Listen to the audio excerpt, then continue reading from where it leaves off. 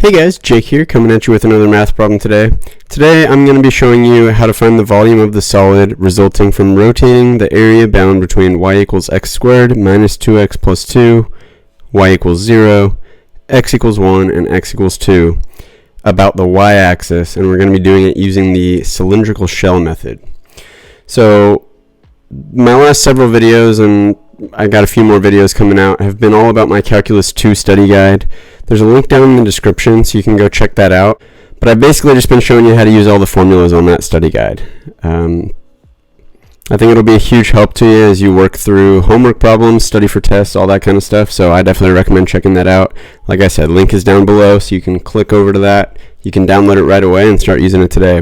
But let's go ahead and jump into this problem. Usually with these problems where you're trying to find the volume resulting from rotating some function around some axis, I think it really is going to help you to start by drawing it out. So let's start by graphing all these functions just on a 2D XY plane, and then we'll figure out what that solid would look like once we rotate it.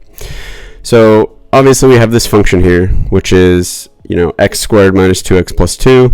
This is going to be a parabola because we just have a polynomial that goes up to x squared. And we know it's going to be an upward facing parabola because the x squared term is positive. So if we want to graph this, what we can do is just kind of start by getting this in a form that's a little bit easier to graph, which basically just means we would want to complete the square here so that we can get it in a better form here. So completing the square would be x squared minus 2x plus 1, because we know that this is going to be x minus 1 squared, would factor out to x squared minus 2x plus 1. But since we also have this plus 2 out here, that means we need another plus 1, right? So that this is equivalent to this, which means we're going to have a plus 1 out here. So basically, this function here, y equals x minus 1 all squared plus 1, if we were to factor this out and expand it out, it would be equivalent to the function that we started with. So if we graph this function instead, which will be a little bit easier to graph because it tells us that we have a parabola which has a vertex at the point 1, 1, and then it's just, it's not stretched in any direction. So it's just going to be, if we draw our xy axes here, we're going to go to the point 1, 1, that's where our vertex is going to be, and then we're just going to have a standard parabola from there basically. So like that. And then coming up here, that's not very good. Like that. So that's this function here. Then we also have y equals 0, which is just the x-axis. So that's going to be right here. We have x equals 1, which is going to be a vertical line at x equals 1. And then we have x equals 2, which is a vertical line at x equals 2. So we know that these would actually intersect. This would be 2, 2. This vertex is at 1, 1. So basically we have this little area in here. And what we want to do is rotate this area about the y-axis. So we're going to rotate it around this axis here. So what you want to do is kind of imagine this little area here. It's rotating around this. This is like our center point basically. So you can imagine this area here kind of coming off the paper and rotating around that y-axis, and creating basically a reflection of the same little area over on this side of our y-axis, right? So something like this.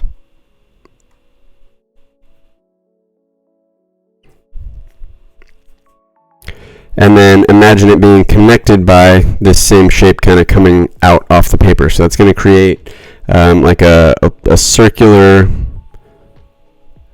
thing, basically, coming off the paper like this. So it's going to be, almost like a cylinder shape, but it's with kind of the hole drilled out of the middle, and then this kind of bowl shape kind of inset into it. So that'll kind of give you an idea of what you're dealing with here. It's kind of hard to draw these in 2 dimensions, but this is always kind of the way that I recommend starting these problems. It really helps to visualize what you're dealing with when it comes to actually setting up your equation. Because now what we're going to have to do is apply the cylindrical shell method formula, which is one of the formulas on my Calculus 2 study guide. And there's going to be a couple different pieces that we're going to have to pick apart there.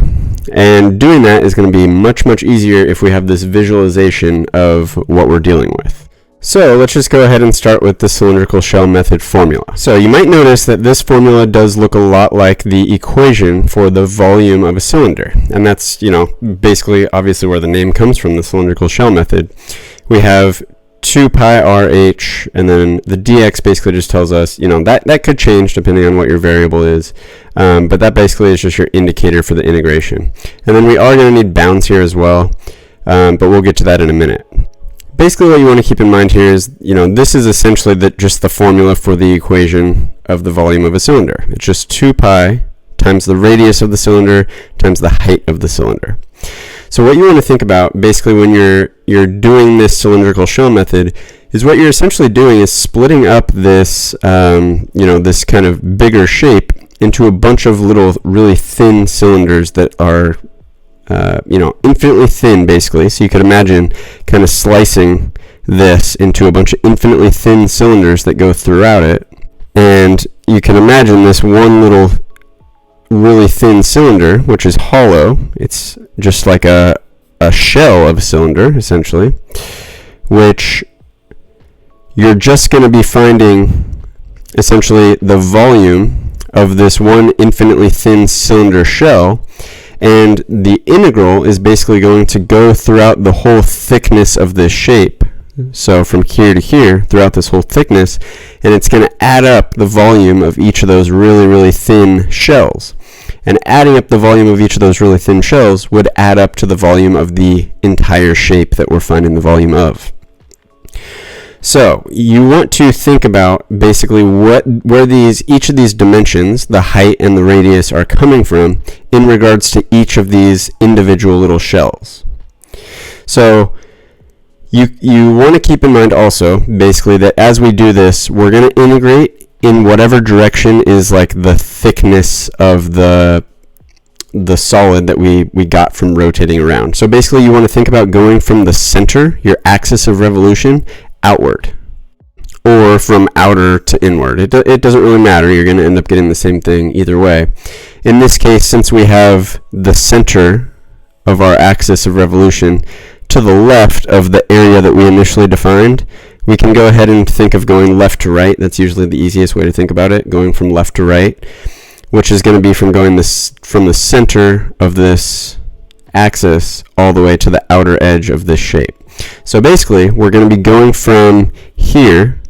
This is going to be our innermost cylindrical shell. It's going to be right on this edge here. And we're going to move our way outward, and this is going to be the outer edge of our outermost cylindrical shell. So you could kind of imagine infinitely many very thin cylindrical shells within this little area. And we want to break down the radius and the height of each of those things, each of those cylindrical shells. So, since we are rotating about the y-axis, that's our center, our axis of revolution, the radius of each of these cylindrical shells is just going to be the distance from our center to whichever infinitely thin cylindrical shell we're looking at, right? So since we're moving in this horizontal direction, we are going in the x direction. So we do want this to be dx. And what that means is we want to think about these dimensions, the radius and the height, in terms of x, because we're going in the x direction. We're going with respect to x. So if you think about the distance between this axis of revolution and the specific cylindrical shell we're looking at, that radius is just going to be x, right? Because if we're on this, this cylindrical shell, for example, which is at this specific x value, the distance between the y-axis, which is basically x equals 0, and whatever x we're looking at, it's just going to be whatever that x value is. if this center was not at the y-axis, we would have a different radius. But since it just goes to the y-axis, that gives us a radius of x. So our radius in this formula is going to be x. Now we also want to think about the height of this cylinder. So the height, you can notice, is just going to be the distance from the x-axis, right here, up to our function. So the height of this is just basically the distance between this function and the x-axis. Well, the distance between any 2 points is just going to be, when we're looking at the vertical distance, just the distance between the y values, is just going to be the distance between this y value, y2 minus y1, basically. Well, since our lower y is y equals 0, that's just going to give us y2 minus 0, which is just y2. So basically, whatever this y value is at the top of our cylindrical shell, that's going to be the height of our cylinder. Well, this y value, we know, is just y equals x squared minus 2x plus 2. So the height of each cylinder is just going to be x squared minus 2x plus 2. And we do want it to be in terms of x, because we have a dx here. So our height is going to be x squared minus 2x plus 2. And then we're still going to have our 2 pi out here, and we're going to integrate with respect to x. Now let's think about the bounds of our integral. So the bounds of your integral are just going to be all the x values that we're going to be going across.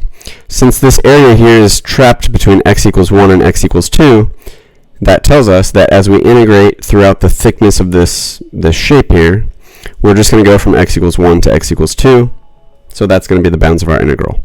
So now, if we evaluate this integral, that should give us the volume of this solid. So let's go ahead and do that. First of all, we can pull out 2 pi, because it's a constant. And then, with the stuff in here, we can go ahead and expand this out. So we'll distribute our x into the parentheses here. So we're going to multiply x by x squared is going to give us x cubed. X times negative 2x will be negative 2x squared. X times 2 is going to be plus 2x. Now we can go ahead and integrate with respect to x. We can do that using the power rule. So we'll raise our power by 1, divide by the new power, raise our power by 1, up to x cubed, divide by the new power, which would be the same as, multiplying by 1/3, and then raise our power by 1 is going to give us x squared, and then 2 divided by our new power of 2 is just 1. So we're just going to get x squared there, and now we're going to evaluate this from 1 to 2. Don't forget to keep your 2 pi out here. Evaluating from 1 to 2, we're just going to plug in 2 into this whole thing, and then plug in 1 into this whole thing and find the difference between those. So we're going to keep our 2 pi. Plugging in 2 is going to give us 2 to the 4th, which is 2 times 2 is 4, times 2 is 8, times 2 is 16. So 16 divided by 4 is 4. 2 cubed is 8, times 2 is 16 over 3. 2 squared is 4, and then we're going to do minus. Plugging in 1 into each of these is going to give us 1 to the 4th is 1 over 4, minus 2 over 3 times 1 cubed is just 1, plus 1 squared is 1.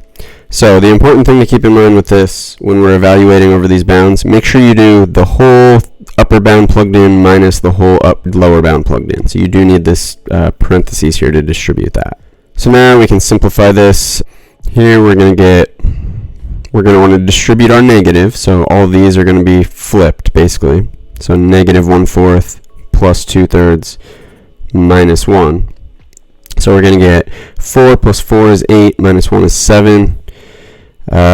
Negative 16/3 plus 2/3 is going to be negative 14/3. And minus 1/4. Then we'll want to get a common denominator here, which would be 12ths. So 7 times 12 is 84. So 84 12ths minus 14 times 4 is 56 12ths, and then minus 3 12ths.